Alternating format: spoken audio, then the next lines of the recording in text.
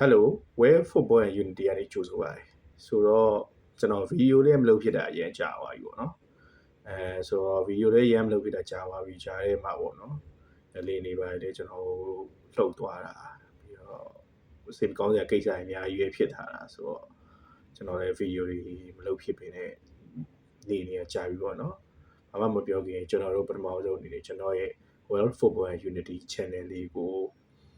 like and subscribe လုပ်ပြီးတော့ကျွန်တော်ပထမဆုံးပြောချင်တယ်ပေါ့နော်ကျွန်တော်ဘောလုံးနဲ့ပတ်သက်တဲ့ content တွေကျွန်တော်တင်ပေးနေပေါ့နော် YouTube နဲ့ Facebook နဲ့ကျွန်တော်မှာရှိပါတယ်ဆိုတော့ like and subscribe လေးလုပ်ပေးကြဖို့ကျွန်တော်တောင်းဆိုပါတယ်အားလုံးလည်းကြမ်းမှချမ်းသာကြပါစေဆိုတော့ကျွန်တော်တို့ခုဆိုလို့ရှိရင်တော့ကျွန်တော်တို့ပြီးခဲ့တဲ့ကျွန်တော်တို့ Champion League Quarter Final ပွဲစဉ်ကိုကျွန်တော်ပြောမယ်ပေါ့နော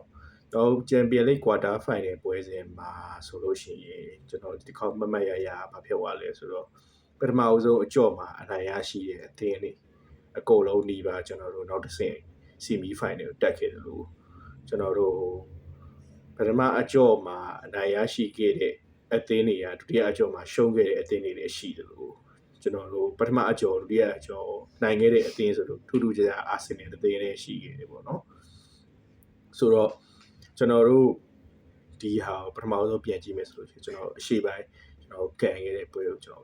်နောက်ဆုံး၄ပွဲကိုကျွန်တော်ပြောလိုက်တော့မယ်ပေါ့နော်ဆိုတော့ကျွန်တော်တို့ဒီကန်ခဲ့တဲ့ကျွန်တော်တို့ပထမဆုံး PSG နဲ့ကျွန်တော် Aston Villa ပွဲမှာဆိုလို့ရှိရင်ပေါ့နော်ကျွန်တော်တို့ PSG ပွဲမှာကန်တော့ကကျွန်တော်တို့သူခြေကလုံးဝစိမ့် site နေထားမှာရှိခဲ့ပေါ့နော်PSG ဘက်ကလည်းတကူတော့စွမ်းဆောင်ရည်တွေနဲ့ထိုးဖောက်ခဲ့တယ်လို့ Aston Villa ဘက်ကလည်းPremier League class style အတိုင်းပဲကျွန်တော်တို့ကန်ခဲ့တယ်ပေါ့နော်ကျွန်တော်တို့အစောပိုင်းမှာကျွန်တော်တို့ PSG ကကျွန်တော်တို့နိုင်ရရှိခဲ့တယ်ပေါ့နော် Aston Villa ကွင်းမှာဒါပေမဲ့ Aston Villa ကွင်းကိုပြန်ရောက်လာတဲ့အချိန်မှာကျွန်တော်တို့ PSG ကွင်းမှာ PSG နိုင်ခဲ့ပြီးတော့ Aston Villa ကွင်းပြန်ရောက်လာတဲ့အချိန်မှာကျွန်တော်တို့ Aston Villa ကအစောပိုင်းမှာ PSG ပါ2ဂိုးရင်စသွင်းလိုက်တဲ့အတွက်ကြောင့်မလို့ပွဲတွေကပြီးသွားပြီလို့ထင်ခဲ့ပေမဲ့မထင်မဲ့ပဲနဲ့ကျွန်တော်ပေါ့နော် Aston Villa ရဲ့ကျွန်တော်တို့အိမ်ကွင်းရုံအားပရိသတ်တွေအားပေးအားနေလို့ Aston Villa ကအနည်းဆုံးအခြေအနေတစ်ခုတည်းရအောင်ပြန်လိုက်နိုင်ခဲ့ပေါ့နော်3ဂိုးအထိပြန်သွင်းပြီးတော့ကျွန်တော်နောက်တစ်ဂိုးသွင်းမယ်ဆိုလို့ရှိရင်သူတို့အချိန်ပိုဆက်ကန်မဲ့နေထားရောက်ခဲ့မယ်နောက်ဆုံးတစ်လုံးအဆုံးမတက်နိုင်ပဲနဲ့ကျွန်တော်တို့ total ရလက်4ဂိုး5ဂိုးနဲ့ PSG အတက်သွားတယ်ပေါ့နော်ဒါကတော့တော်တော်လေး SD စင်းတီရောက်လာခဲ့တဲ့ Aston Villa နဲ့ Unai Emery ကိုတော်တော်လေးချီးကျူးရမှာပေါ့နော်ဆိုတော့ Unai Emery ကထုံးစံအတိုင်း Europa League မှာလည်းသူ final ရောက်တယ်ဖလားတွေရတယ်သူမရခဲ့တဲ့ Arsenal အသင်းနဲ့ပဲရှိရပေါ့နော်အခု Aston Villa နဲ့လည်း Champion League မှာဒီ level တစ်ခုထိရအောင်နီးပြထားနိုင်တယ်ပေါ့နော်ဆိုတော့ Aston Villa အနေနဲ့တော်တော်လေးလူစင်းတောင်းတင်ပြီးတော့နီးပြလည်းကောင်းတယ်လူစင်းလည်းကောင်းတဲ့အနေထားမှာရှိရပြောရမယ်ဆိုရင် Champion League မှာတော်တော်လေးကိုဒီ level အထိ challenge လုပ်နိုင်တဲ့တင်းဖြစ်တဲ့အတွက် Aston Villa အတွက်ကတော့ဂုဏ်ယူစရာအနေထားတစ်ခုတော့ရှိခဲ့တယ်ပေါ့နော်ဆိုတော့ကျွန်တော်တို့နောက်တစ်ပွဲကိုသွားရမယ်ဆိုလို့ရှိရင်တော့ကျွန်တော်တို့ပြင်သစ်တောင်ဖြစ်ကုန်ပြီ sorry ဟိုဟာကျွန်တော်တို့ဂျာမနီနဲ့ကျွန်တော်တို့စပိန်နဲ့အားပြိုင်ပွဲဒေါ်မွန်နဲ့ကျွန်တော်ဘာစီလိုနာနဲ့အားပြိုင်ပွဲပေါ့နော်ဒါပေမဲ့အာစီလိုနာနဲ့အားပြိုင်ပွဲမှာဆိုရင်ကျွန်တော်တို့စာဆုံးအပြင်ကျွန်တော်တို့ဘာကွင်းမှာ AC ပဲကျွန်တော်တို့က4ဂိုးတော့ထည့်ပလိုက်တာဗျာကျွန်တော်ကြည့်နေစီမှာကျွန်တော်ဘာကတစ်လုံးပြီးတစ်လုံးအဲ့လိုတောက်လျှောက်ထည့်ပြီးတော့ကျွန်တော်တို့ဒေါ်မွန်လုံးဝဒိုမနိတ်လုပ်ပြီးတော့သူနိုင်လာခဲ့တာပေါ့နော်ဆိုတော့ဒီဂျာမနီကဗျာပြောရမယ်ဆိုလို့ရှိရင်အဝေးကွင်းညံ့ကောင်းညံ့လိမ့်မယ်ဒါပေမဲ့သူတို့ဂျာမန်မြေရောက်လို့ရှိရင်မရအောင်သူတို့အရန်ကောင်းတယ်ဗျာကျွန်တော်ပြောချင်တာဆိုတော့ဘယ်လိုပဲဖြစ်နေဂျာမန်ကြီးမှာအရန်ကောင်းတယ်သူတို့ကြီးဆိုတော့ဒေါ်မွန်ကွင်းအဲ့ဒီအတိုင်းပဲကျွန်တော်တို့ဒေါ်မွန်ကွင်းပြန်ရောက်လာတဲ့အချိန်မှာကြတော့ဘာက၄ခုလည်းပြတ်ထားတယ်ဆိုတော့နည်းနည်းလေးသူတို့ချော့တာလည်းပါတယ်ဒါဒေါ်မွန်ကလည်းသူ့အိမ်ကွင်းမှာသူဖြစ်တာတယ်မနစ်ကဆိုရင်သူက final ထိတက်ထားတာဆိုတော့ဗျာခြေကအရင်ကြီးဆိုးတဲ့အထဲမှာမပါဘူးဗျာဆိုတော့သူကဒီနေ့မှာသူအိမ်ဝဲအားနေသူတို့ဖိရဲ့အတွက်ကြောင့်မလို့ဒေါ်မွန်ဘက်ကနေပြီးတော့ကျွန်တော်တို့ဘာကောကျွန်တော်တို့3ခုတကူဆိုရတဲ့နဲ့ကျွန်တော်နိုင်တယ်ပေါ့နော်ဒေါ်မွန်အိမ်ဝဲမှာဒါပေမဲ့ဒေါ်မွန်ကဘာကာကွေးမှာကိုမသွင်းနိုင်ခဲ့တဲ့အတွက်ကြောင့်မလို့အဲ့ကြီးမားတဲ့ဂတ်ကြောင့်ကျွန်တော်တို့ဘာကာနောက်တစ်ဆင့်ကိုတက်ခဲ့လို့ပြောရမှာပေါ့နော်ဘာကာဒီ2025ခုနှစ်ကပထမအဆုံးရှုံးပွဲရတယ်ဒေါ်မွန်နဲ့ပဲကြုံတွေ့ခဲ့ရသလိုဘာကာရဲ့ performance အဆိုးဆုံးပွဲတစ်ပွဲအဖြစ်လေဟို record ဝင်သွားတယ်ပေါ့နော်ဘလွန်တော့ကျွန်တော်တို့စည်ရဲဝင်လူငယ်ကစားသမားတွေအခြေစွမ်းတွေလည်းပျောက်ခဲ့တယ်ပေါ့နော်အ များကြီးအစိုးဘတ်တွေဖြစ်ခဲ့တယ်ပေါ့နော်တော်မပွဲမှာဒါဂျာမနီရဲ့သူတို့အိမ်ခွဲကဘယ်လောက်ကောင်းလဲဆိုတာကိုပြသတဲ့အနေအထားမျိုးပေါ့နော်ဆိုတော့ဒါကတော့ကျွန်တော်တို့ချန်ပီယံလိအစောပိုင်းညမှာကျွန်တော်တို့ထွက်ခဲ့တဲ့သင်းပေါ့နော်ပြီးတော့ကျွန်တော်တို့ဒီဒုတိယညကွာတာဖိုင်နယ်ဒုတိယညမှာကျွန်တော်တို့ဘာဖြစ်လဲဆိုတော့ကျွန်တော်နှစ်ပွဲဆက်ကန်တယ်ကျွန်တော်တို့ internet ဖိုင်ရန်ပေါ့နော်ကျွန်တော်တို့ပထမအကြော့မှာတော်တော်များအဲ့လိုမျိုးပေါ့နော် result တွေတော်တော်ထွက်ခဲ့ပြီမဲ့ internet ဖိုင်ရန်ပွဲတော့မပါခဲ့ဘူးပေါ့နော်ဘာကြောင့်လဲဆိုသူတို့ကပထမအကြော့မှာကတည်းက inter 2-1နဲ့ပဲနိုင်ခဲ့တာမို့လို့ရလက်ပြတ်သားမှုမရှိဘူးပေါ့နော်ပြောရမယ်ဆိုလို့ရှိရင်ညာတစ်ဖက်ကနေတကိုးသွင်းတာနဲ့ခွင့်မဲ့ကျွန်တော်ကဒီထက်6ဖို့သွင်းနိုင်တယ်တက်မယ်ဆိုရင်အနေထားမျိုးရှိရပေါ့နော်အဲ့လိုမျိုးထင်တဲ့အတိုင်းမှာပဲကျွန်တော်တို့ကြည့်နေတဲ့အတိုင်းမှာပဲကျွန်တော်ဘာယန်ကနေပြီးစပြီးတော့ကျွန်တော်တို့တကိုးသွင်းတယ်ကိုးသွင်းလိုက်တဲ့အချိန်မှာဘာယန်ပရိသတ်ရဲ့စိတ်တက်သွားတော့အားလုံးတက်သွားတဲ့အချိန်မှာမထင်မဲ့ပဲနဲ့ဘာဖြစ်လဲဆိုတော့အင်တာဘက်ကနေပြီးတော့အစဗျာဘာယန်ကိုသွင်းတော့အင်တာသူကသူထိပြီးပဲဆော့နေလို့ဘာယန်ကိုသွင်းတဲ့အချိန်မှာအင်တာသူကကိုးလိုသွားပြီဆိုတော့အဲ့အနေထားတစ်ခုရောက်သွားတဲ့အချိန်မှာအင်တာရှိမြအကုန်အားကုန်ပြပြီးဆော့တယ်ပေါ့နော်ဆော့တဲ့အချိန်မှာဘာဖြစ်လဲဆိုတော့နှလုံးစရိုက်အင်တာရသွားတယ်ဗျာအင်တာစရိုက်ငကိုးစရိုက်ရသွားတဲ့အချိန်မှာဘာယန်ကနောက်ဆုံးအဲ့လိုမျိုးပေါ့နော်သူနှလုံးပြန်လိုက်ရမယ်ဆိုတော့အသေးအတန်ပြန်ဆော့တယ်ရှေ့တန်းနေရအသေးလုပ်တယ် ODC ပိုင်းindividual တွေအသေးသွားတယ်ဗျာပြောရမယ်ဆိုလို့ရှိရင်inter လုံးဝဟို defensive ကို block လုပ်ပြီးတော့လုံးဝအပီးပိတ်ပြီးအပီးပိုင်းကိုပိတ်ပြီးတော့လုံးဝကြက်ခံရတဲ့အနေအထားမျိုးပေါ့နော်ဘာရဲ့လုံးဝ individual တူးချင်းစီအဲ့လိုတောင်းပန်နေရလဲဖောက်တယ်လေပေါ့ဒီမျိုးစုံနဲ့ဖောက်တယ်မြေပေါ်တွေရောမြေအောက်တွေရောအစုံပဲဗျာအစုံပဲဖောက်ပေမဲ့ဟိုတလုံးကကိုယ်ဖြစ်ခဲ့ပေါ့နော်ဒါပေမဲ့ကိုချီပါဟိုတည်ရအောင်တော့ကန်နိုင်ခဲ့တယ်ပေါ့နော်နောက်ဆုံးတကယ်လိုနေတဲ့equal ဖြစ်မဲ့အနိုင်ကိုတော့ဘိုင်ယန်ကတော့အင်တာကွင်းမှာရအောင်မစွမ်းဆောင်နိုင်ခဲ့ပေါ့နော်အဲ့အချက်ကြောင့်လည်းပဲအင်တာကကျွန်တော်တို့နောက်တစ်ဆင့်တက်ခဲ့တယ်ပေါ့နော်ပြောရမယ်ဆိုလို့ရှိရင်ဒီ၄ပွဲစလုံးမှာနိုင်မယ်ဆိုင်ဖြစ်ခဲ့တဲ့အထက်မှာ Aston Villa ပွဲပြီးရင်ဒီဘိုင်ယန်အင်တာပွဲလေးပါတယ်ပေါ့နော်ကျွန်တော်တို့လုံးဝ Aston Villa PSG ပြီးရင်ဘိုင်ယန်အင်တာပွဲလေးပါတယ်လုံးဝကိုနိုင်မယ်ဆိုင်ဖြစ်ခဲ့တာပေါ့နော်ဆိုတော့နောက်တစ်ပွဲရကြတော့ပါလဲဆိုတော့ကျွန်တော်တို့တလောကလုံးပေါ့နော်တလောကလုံးကကျွန်တော်တို့ဟိုဝိုင်းပြောခံရတဲ့အသင်းပေါ့နော်ကျွန်တော်တို့အာဆင်နယ်နဲ့ Real Madrid နဲ့ပေါ့နော်တလောကလုံးဟာဒီပွဲကိုပထမအကြော့မကန်ခင်တည်းကဟိုရေပတေတက်မှာဆိုပြီးတော့ဟိုအဲ့လိုမျိုးတလောကလုံးဝိုင်းပြောရင်ကိုခံရတဲ့အသင်းကအိမ်ခွေးအဝေးခွင်းမှာနိုင်ပြီးတက်သွားတယ်ဆိုလို့ရှိရင်ဒါလုံးဝ merit ကဗျာတည်ရမလားဟိုဂျီဇူးတို့ပါတော့အဲ့လိုမျိုးဂျီဇူးတော့ပြောဂျီဇူးနဲ့ဂျီဇက်နဲ့မှားသွားတည်ရမလားဂျီဇက်စီပါတည်ရမလားအဲ့လိုမျိုးဟိုမင်းတောင်းနေဆိုငါဖြည့်ပေးလိုက်တယ်ဆိုပြီးတော့တည်ရမလားအဲ့လိုမျိုးဖြည့်ပေးလိုက်တယ်လို့မျိုးဗျာစုလက်ပြလိုက်တယ်လို့မျိုးကျွန်တော်တို့ reset နဲ့တက်သွားခဲ့တယ်ကျွန်တော်တို့ Arsenal ပေါ့နော်ဘယ်လောက်ထိအောင်ဟိုဟာဖြစ်သွားလဲဆိုရင်ကျွန်တော်တို့ Arsenal အိမ်ဝင်းမှာကျွန်တော်တို့ကဘယ်လောက်ထိအောင်ဆိုလဲဆိုရင်ရှင်ကျွန်တော်အာဆင်နယ်အိမ်ခွဲမှာမကန်ခင်လေဟိုကရေးရအာဆင်နယ်ကိုပြတ်နိုင်တော့တယ်ဆိုပြီးတော့ဟိုအများစုကဝိုင်းပြောကြတာပြောရမယ်ဆိုလို့ရှိရင်ဘောလုံးလောကမှာလည်းဘယ်လို့မှအာဆင်နယ်ရေးရနိုင်တဲ့အကြောင်းမရှိဘူးအဲ့လောက်အထိဖြစ်ခဲ့တယ်ဗျာပြောရမယ်ဆိုလို့ရှိရင်ပြီးတော့အာဆင်နယ်ဘက်ကတိုက်ဆိုင်မကန်ခင်လေးမှတင်ပဲကျွန်တော်တို့နောက်ခံလူကောင်းလာပါကြီးဆိုရင်နောက်ခံလူနာသွားတယ်ပြီးတော့ပြောရမယ်ဆိုလို့ရှိရင်တိုက်စစ်လည်းမရှိအတင်းတင်းဟိုဒီလိုတစ်ဖက်ကနေပြီးတော့ဘယ်လိုနော်တွေရောပြီးတော့အကောင်းကအကောင်းဆုံးဆိုရဲတောက်မှန်တိုက်စစ်တွေရောကွင်းလေလူတွေရောရှိရဲ့အသင်းကတိုက်စစ်မှုတရားမှမရှိရဲ့အသင်းကိုဘလို့မှရှုံးစရာအကြောင်းဆိုတာဘလို့မှတွေးစောလို့မရဘူးဗျာအဲ့လိုမျိုးဒါပေမဲ့တကယ်တမ်းမိနစ်90ပထမအကျော်အာဆင်နယ်ကွင်းမှာကန်တဲ့အချိန်မှာ American moment တွေအများကြီးဖြစ်ခဲ့တယ်ပေါ့နော်ဆိုတော့ဘလို့ဖြစ်ခဲ့လဲဆိုတော့ကျွန်တော်တို့အာဆင်နယ်နဲ့ပထမပိုင်းမှာပထမအကျော်ကန်တဲ့ပထမပိုင်းမှာစီးစီးနဲ့တေးကြနေမယ်ဒုတိယအကျော်ပိုင်းမှာအရန်ကောင်းတဲ့မထင်မှတ်ထားတဲ့ကျွန်တော်တို့ပြစ်ဒဏ်ဘောတွေကနေပြီးတော့ကျွန်တော်တို့ဂိုးတွေရခဲ့တယ်ဟိုကောင်းမွန်တဲ့တင်းဘေးလက်တစ်ခုကနေပြီးတော့ကျွန်တော်တို့ဂိုးရခဲ့တယ်3ဂိုးနဲ့ကျွန်တော်တို့ Real Madrid ကိုနိုင်ခဲ့တယ်ပေါ့နော်အာဆင်နယ်ကသူ့အိမ်ကွင်းမှာဆိုတော့အာဆင်နယ်သူ့အိမ်ကွင်းမှာနိုင်ခဲ့တဲ့အချိန်မှာအော့စီအကုန်လုံးကချက်ချင်းပဲဗျာပြောင်းသွားပြီးအာဆင်နယ်ကနောက်တစ်ဆင့်တက်နိုင်တဲ့ရာခိုင်နှုန်းများတယ်ရီယယ်မက်ဒရစ်ကတော့နောက်တစ်ဆင့်တက်နိုင်တဲ့ရာခိုင်နှုန်းက4ပါညာပြီးကွာပြီးတော့ဖြစ်ခဲ့ပေါ့နော်ဆိုတော့အဲ့လိုဖြစ်ခဲ့တယ်ဆိုရင်တောင်မှကျွန်တော်တို့ကမနေ့ကပေါ့နော်ကျွန်တော်တို့ပွဲ မကန်ခင်အထိကျွန်တော်ပထမဆုံးရီးရဲအနေနဲ့ရှုံးသွားတဲ့အချိန်လေးစပြီးတော့ရီးရဲကစားသမားတွေရောဒီပြကြီးထုံကားလို့ရောအကုန်လုံးကသူတို့ဒီဘာနေပြီးမှကန်ဘက်လာဖို့ ready ဖြစ်နေပြီဆိုပြီးတော့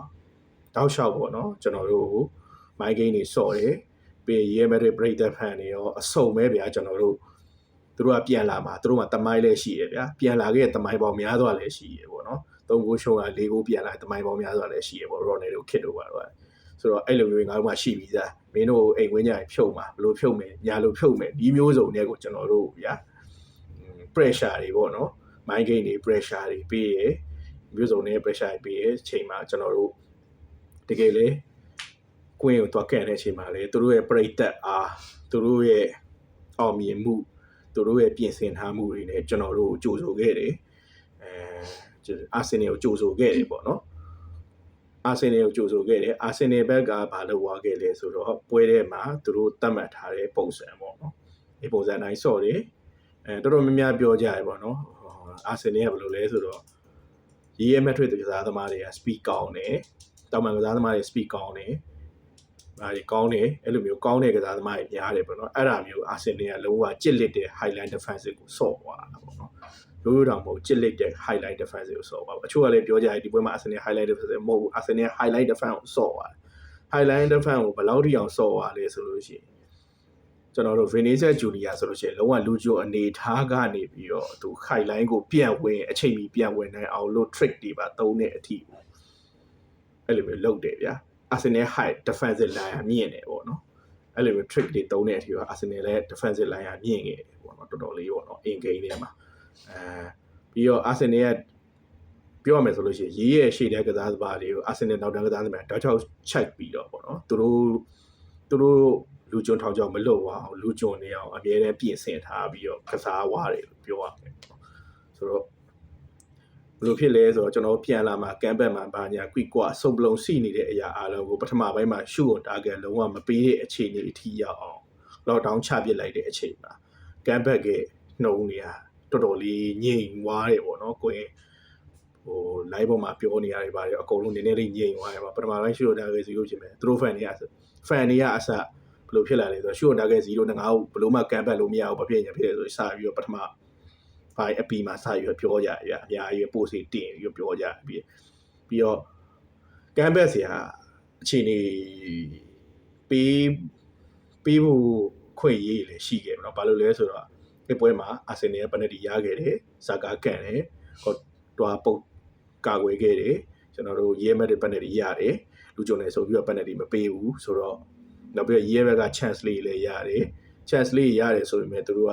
ရှေ့တန်းမှာသူတို့ချိတ်ဆက်မမိပေါ့ဗျာအဲ့လိုမျိုးဖြစ်တယ်ပြီးတော့အာဆင်နယ်ဘက် chance တွေရတယ်တီမိုကော့တော့အကုန်ပုတ်သွားတယ်ပြောရမယ်ဆိုလို့ရှိရင်ဒီကော့တာတကယ်ကောင်းတဲ့ကိုသမားဗျာတကယ်ကောင်းတဲ့ကိုသမားဆိုတာလုံးဝလက်ခံရမယ့်အနေထားဖြစ်သွားတယ်ပေါ့နော်ဒီလို chance မျိုးတောင်းတယ်ကိုသမားဆိုလို့ရှိရင်ဝင်နေပြီဗျာဒါပေမဲ့ तू ကလုံးဝမဝင်ဘူးဗျာတောက်လျှောက်ပုတ်သွားတယ်ပထမပိုင်း chance တွေကိုကန်ချက်တွေကိုပြီးတော့ဒုတိယပိုင်းမှာဘာဖြစ်လဲဆိုတော့ကျွန်တော်တို့ဒီတိုင်းပဲအဲ့လိုမျိုး lock ဖြစ်နေရပဲပွဲရပေါ့နော်ပွဲရဗမာ lock ကပွင့်သွားလဲဆိုတော့ကျွန်တော်တို့အမှန်မထင်မဲ့စာကာ9ရသွားတဲ့အချိန်ပေါ့နော်မိနစ်60လောက်66မိနစ်60အဲ့နောက်မှာကျွန်တော်တို့အာဆင်နယ်ရဲ့တွဲလုံးတွေကနေပြီးတော့စာကာအဲ့လိုမျိုး chip လေးလုပ်ပြီးတော့တွင်းသွားတယ်ပေါ့နော်တွင်းသွားတဲ့အချိန်မှာဘာဖြစ်လဲဆိုတော့သွေးဆူသွားတယ်ပေါ့နော် Real Madrid fan တွေကလည်းသွေးဆူသွားတယ်နောက်ကန်ဘက်မဲ့ပြောတာကန်ဘက်မဲ့ဟိုဖြစ်ဘူးကစားသမားတွေကိုယ်တိုင်ကလည်းငါတို့ကကန်ဘက်ဖို့လုပ်နေဘာလို့တလုံးထပ်ပေးလိုက်ရဆိုတော့စိတ်နဲ့ပို့ပြီးတော့တင်ကစားတဲ့အချိန်မှာဘာဖြစ်လဲဆိုတော့ကျွန်တော်နောက်တန်းဆက်လီပါအနောက်ကမကြည့်ပဲဘောလုံး receive လုပ်မိလိုက်တဲ့အမားတစ်ခုလုပ်တဲ့အချိန်မှာ Vinicius Junior တက်ကလင်ယူပြီးတော့ကျွန်တော်တို့ကိုသမားမရှိရဲ့ကိုတဲ့ကိုကောက်ကန်လိုက်တာပေါ့နော်။ဘာကြောင့်လဲဆိုတော့ David Raya ဟိုဘက်ရောက်နေတာဆိုတော့လုံးဝကိုတဲ့ကိုသမားမရှိရဲ့ကိုတဲ့ကိုကန်ထည့်လိုက်တယ်လို့မျိုးပဲပြောရမယ်ဆိုလို့ရှိရင်အဲ့လိုမျိုးကန်ထည့်လိုက်ပြီးတော့ကျွန်တော်တို့1-1ဖြစ်သွားတယ်1-1ဖြစ်သွားတဲ့အချိန်မှာ yes we can come back ပြီးတော့ minute ကလည်း68ဝန်းကျင်လောက်ပဲရှိသေးတယ်။ minute 30လောက်ရှိသေးတယ်။နောက်3လုံးသွင်းလို့ရတယ်ဆိုတဲ့အနေအထားမျိုးပြ။နောက်ထပ်3လုံးသွင်းမယ်ဆိုသွင်းလို့ရတဲ့အနေအထားမျိုးရှိရပေါ့နော်။ဆိုတော့we can back ပါညာ quick กว่าဆိုဆုံးလို့ပြောပြမယ်အာဆင်နယ်ကသူ့ရဲ့ defensive line ကိုလုံးဝ solid ဖြစ်နေအောင်သူ့ရဲ့ defensive line တစ်ခုလုံးကို solid ဖြစ်နေအောင်ကျွန်တော်တို့ဟိုဟာဖြစ်သွားတယ်ပေါ့နော်ကျန်ခံကစားဝါပြီးတော့ကျွန်တော်တို့ကင်းစင်ကစားဝါရဲ့အချိန်မှာရေးရဲ့ဘက်ကကစားသမားတွေကဘာဖြစ်လာလဲအချိန်တိုးလာလေသူတို့တွေအခွင့်အရေးနေလာလေဖြစ်တယ်သူတို့ကနီးမျိုးစုံနဲ့အကုန်ဖောက်တယ်ပြီးတော့ဒွန်ကာလိုအနေနဲ့လည်း ရှိသမျှသူတို့ရဲ့နောက်ဆုံးနီးလန်းဗျာရှိသမျှလူအကုန်လုံးကိုပြစ်ထည့်လိုက်တယ်ဗျာပွဲတဲ့ရှိသမျှလူငယ်တဲ့လူကြီးအကုန်လုံးကိုပြစ်ထည့်လိုက်တယ်လူအရင်လူဟောင်းတွေကိုချိန်ပြီးတော့လုံးဝပြစ်ထည့်လိုက်တယ်ပြစ်ထည့်လိုက်ပြီးတော့ကျွန်တော်တို့ကန်တယ်ပေါ့နော်ဆိုတော့အဲ့လိုကန်လိုက်တဲ့အချိန်မှာဘာဖြစ်သွားလဲဆိုတော့အရန်ဖိမိရင်ကောင်တာပွင့်တတ်တာထုံးစံပဲဗျာထုံးစံတိုင်းအဲ့လိုပဲမိနစ်60ကျမှကျွန်တော်တို့အဲ့လိုပဲဖိနေရေးဘက်ကဖိနေတယ်ပဲကျွန်တော်တို့ကနေပြီးတော့ကောင်တာ offensive တစ်ခုရတယ်အဲ့ဒါကိုကျွန်တော်တို့ position ကောင်းနဲ့ပြေးပြီးတော့ Martinelli တယောက်ဆွဲ trademark အတိုင်းတောင်ပန်းတစ်ချောက်ပြေးဆွဲပြီးတော့ကိုဖန်ကောင်းလာပါဆိုရဲတီမိုကော့တော့သူ့ရဲ့ trademark လုံးဝကန်ချက်နဲ့ကန်ပြီးတော့ကိုရပါတယ်အဲ့လိုမျိုးကန်ချက်နဲ့ကကျွန်တော်တို့လီဗာပူးကိုကန်တဲ့အချိန်မှာလည်းကျွန်တော်မြင်ခဲ့တယ်သူရဲ့ပုံမှန်ကန်ချက်ပဲအဲ့ trademark နဲ့ကန်လို့ရှိရင်ဗျာလုံးဝသူ့ဖမ်းလို့မရဘူးဗျာအဲ့အန်နဲ့ဝင်သွားတယ်အဲ့အန်နဲ့ဝင်မှသာသူကိုသမား6လောက်နဲ့ထိရတော့လက်လေးနဲ့ထိရလို့ဖြစ်အဲ့အန်ကလေးကိုအပြည့်ဝင်သွားတယ်ဘယ်လောက်ပဲကောင်းမှဆိုကိုသမားဖြစ်နေပြီလေဘလို့မှဖမ်းလို့မရတယ်ဗျာမာတင်နယ်လေးအဲ့ကိုကဆိုတော့အဲ့ချိန်ဖြစ်သွားချိန်မှာအာဆင်နယ်တွေဝိုးဆိုပြီးထားပြီးအောင်ဝဲခံခဲ့ကြတယ်ပေါ့နော်ဆိုတော့စဉ်းစားကြည့်ဗျာကျွန်တော်တို့ရီယယ်မက်ဒရစ်ကျွန်တော်တို့ပွဲအဲ့လိုမျိုးအဆုံးမှာတောက်လျှောက်ပွဲမစခင်တည်းကအဆုံးအထိနောက်ဆုံးရှင်းပြောရမယ်ဆိုလို့ရှိရင်တကူရသွားတဲ့အချိန်ဒီ we are campus ဆိုပြီး on ရဲ့အသင်းကိုကျွန်တော်တို့ကအိမ်ဝေးအဝေးကွင်းမှာအောင်ကျွန်တော်တို့အနိုင်ယူလိုက်ပြီးတော့နောက်တစ်ဆင့်တက်လာခဲ့ပေါ့နော်ဆိုတော့ကျွန်တော်တို့ဒီချန်ပီယံလိညခြင်းကတော့အာဆင်နယ်ကတော့အာဆင်နယ်သူတို့ရဲ့ fan တွေဟိုနှစ်တစ်ကိုလက်ဆောင်ကို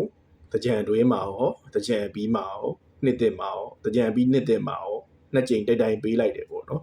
ပြောရမယ်ဆိုလို့ရှိရင်ဒီချန်ပီယံလိဒီကျွန်တော်တို့ဆီမီဖိုင်နယ်မရောက်တာလေ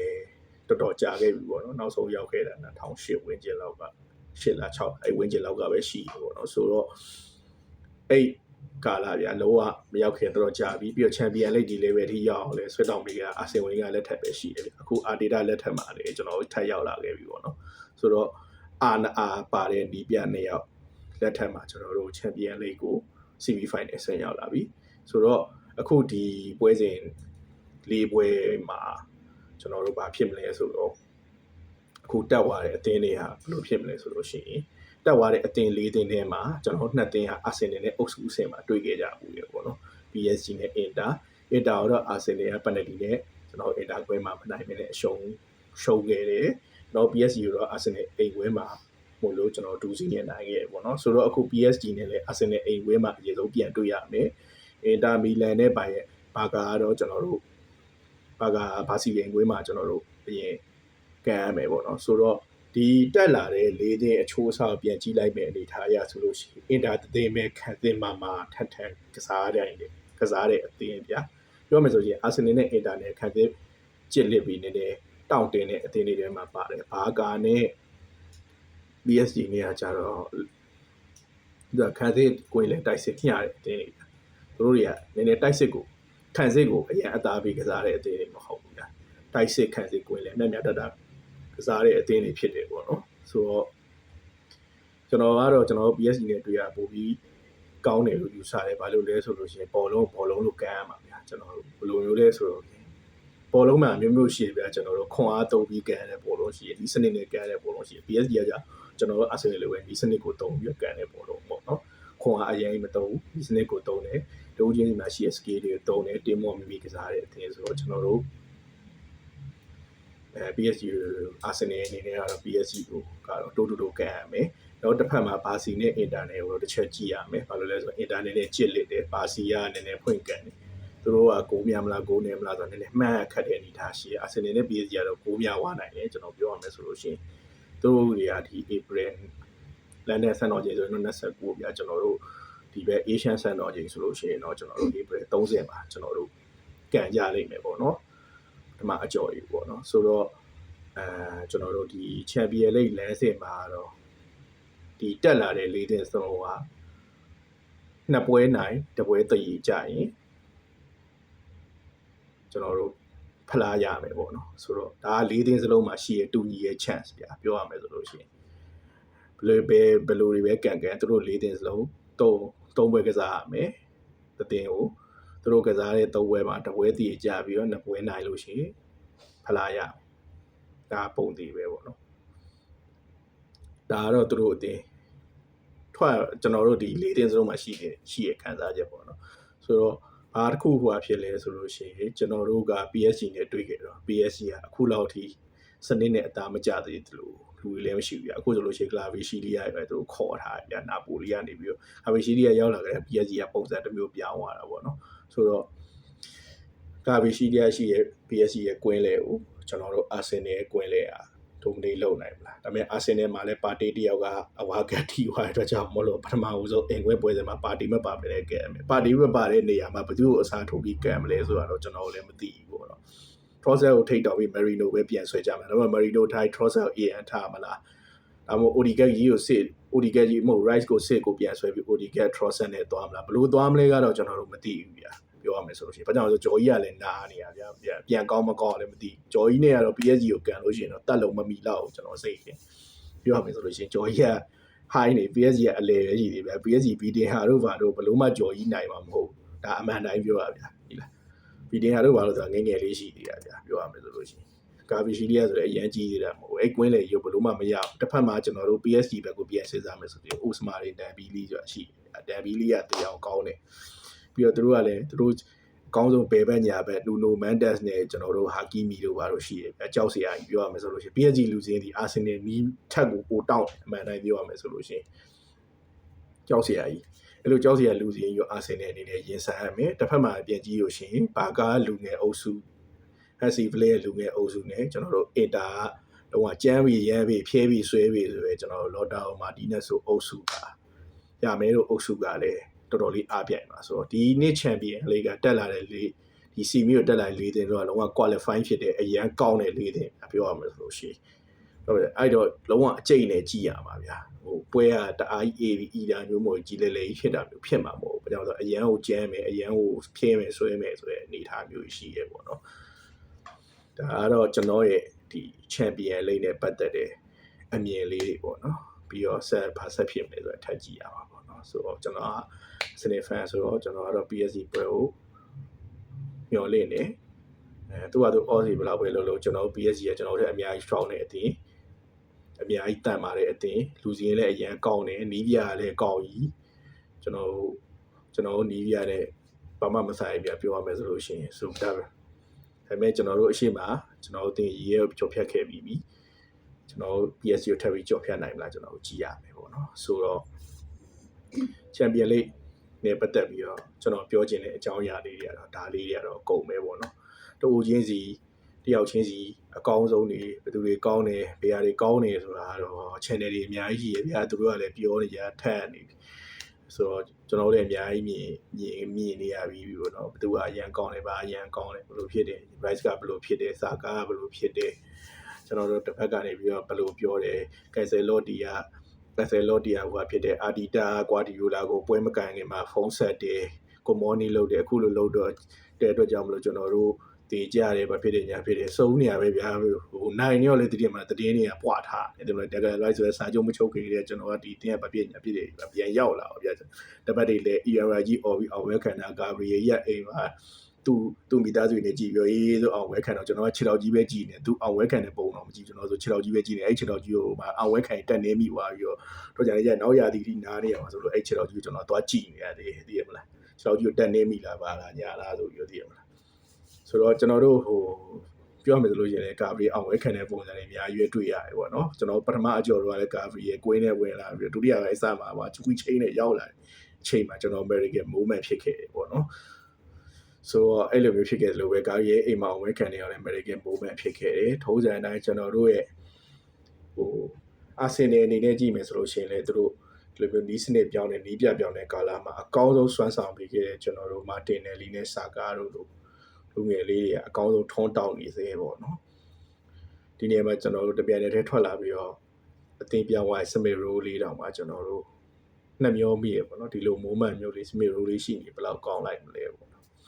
ါပေမဲ့သူကတော့ဖူဟန်ရောက်သွားပြီဆိုတော့လည်းဘက်တက်နိုင်တော့မယ်တခင်ကြီးကိုလည်းမျောလင်းပြီးရပေါ့နော်ဒါပေမဲ့လည်းတခင်ရှိနေလေဒီဆင်းလောက်ထိရောက်ချင်မှလည်းရောက်နိုင်မှာပေါ့နော်တခင်ထဲကန်ပြီးတော့တိုင်ပတ်နေမှာ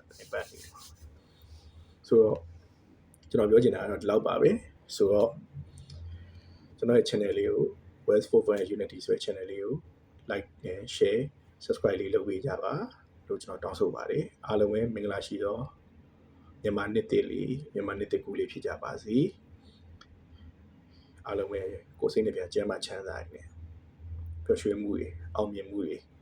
ကိုလိုချင်တာတွေရကြပါစေလို့ကျွန်တော်ဒီနေ့ကနေဆုတောင်းပေးလိုက်ပါကျွန်တော်နာမည် West ပါ West for Boy Unity